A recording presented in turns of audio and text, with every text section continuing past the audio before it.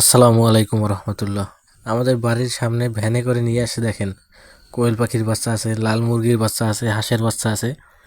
আর এই পাশে আছে দুই ভদ্রলোক, এই যে তারা একজনে চিপস খাইতেছে আর একজনে অন্যজনকে চাবাইতেছে আর কি দাঁতে নিয়ে।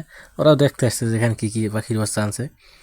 দেখেন এই যে লাল মুরগির বাচ্চা, এই যে এগুলো 30 টাকা পার পিস উনি চাইতেছে। আর এখানে আছে হাঁসের বাচ্চা আছে, মুরগির ছোট ছোট বাচ্চা আছে, যেগুলো 1 দিন বয়স, 2 দিন 3 দিন বয়সের বাচ্চা। ওদিকে আছে কোয়েল পাখি, সাথে আবার ডিমও আছে, দেখছেন এই যে।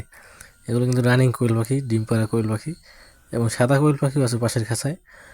খুব সুন্দর লাগতেছে আমার কাছে এগুলা। এদিকে আছে আবার বড় মুরগি, যেগুলো আমরা আপনার দেশি মুরগি বলি আমরা, সেই দেশি মুরগি আছে। এখানে কোয়েল পাখি আছে, পাশে সাদা কোয়েল পাখি আছে, হাঁসের বাচ্চা আছে।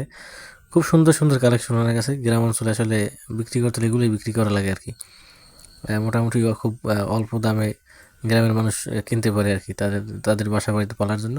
তো সব থেকে সুন্দর লাগছে আমার কাছে মুরগির বাচ্চাগুলো, দেখেন 30 টাকা পিস।